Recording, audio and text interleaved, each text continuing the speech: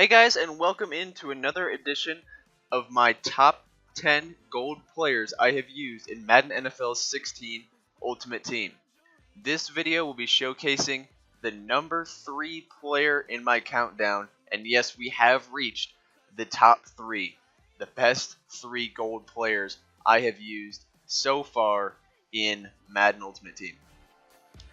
So this is a player who is very similar actually to another player on this countdown, and I actually mentioned him back when I did that the video for that player, kind of almost a foreshadowing, saying that he was the player earlier in the countdown was a lesser version of this player, and it's very true, and it holds true, and you guys will understand in a second if you watch that video. So here it is, number 3. Wide receiver from the Cardinals, Larry Fitzgerald. He's an 84 overall wide receiver in the speed run chemistry style. So when I mentioned that he was similar to another player in the countdown, Dwayne Bowe was the one I was referring to. Dwayne Bowe came in at number 7 on this countdown, and I said he was very good at going up in the air, winning jump balls. He was big, had good hands. Larry Fitzgerald is all that and more. I mean, you compare their stats straight down the line here, pretty much everything leans towards Fitzgerald, at least in things that I consider very important. Let's start with the obvious. He has great hands. 92 catching and 97 spectacular catching. I mean, this is a guy who's going to make the plays for you. If you throw it up, this is a guy who can go and make the plays because he is 6'3", and he also has 96 jumping, the same as Dwayne Bowe had. So, what are the differences? What makes Fitzgerald better than Dwayne Bowe? Well, one, he's just a little bit taller, which I think makes a big difference. And I think the hands overall, Larry Fitzgerald has a bit of an edge on that. So as we kind of go down the stats here and look at some of the other stuff he can do, the thing that I like about Fitzgerald more than Dwayne Bowe, and the reason that I lean towards him, he's obviously not faster. In fact, he's actually slower.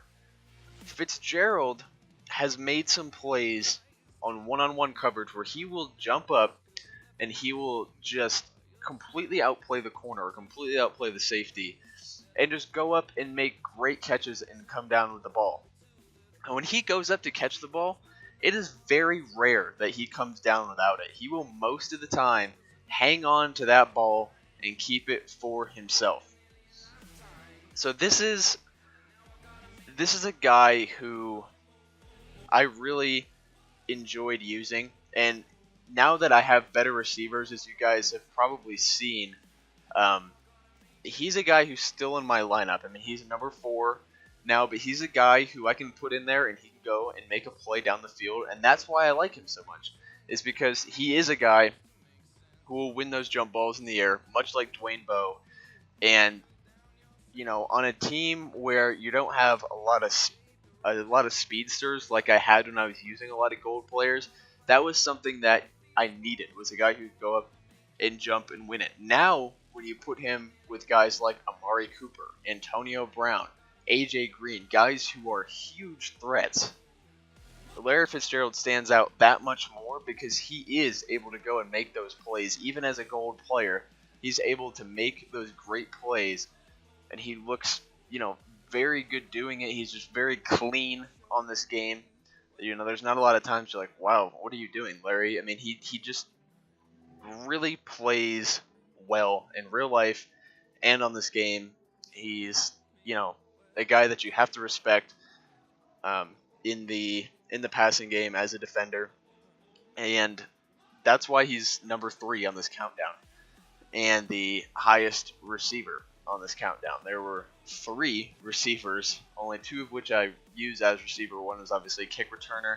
If you watched the countdown, you would have seen that one, and it's with good reason that he finds himself this high in the countdown. If you haven't used him and you have a spot for a guy like this in your team, I highly recommend him. I highly recommend guys like this that can go up and make plays, because in this game, with the way catching is and one-on-one coverages, if you can throw it up and you're taller and you have better jumping and great catching, you're probably going to beat the corner. I mean, that's just how I've experienced it so far. So that's going to do it. We are 2 spots away now from revealing the top spot. This video, and then the next video will be the last preliminary videos before I reveal number 1. And number 2 on the countdown is going to come with a little bit of a twist. When I made this list, I didn't think about this, but now I don't have a choice but to do this. So stick around. Number 2 is going to be a little bit different than all the rest, and I hope you guys enjoy it. So that's going to do it for this video, guys. This has been Jdhsnake, and I hope you guys have a great day.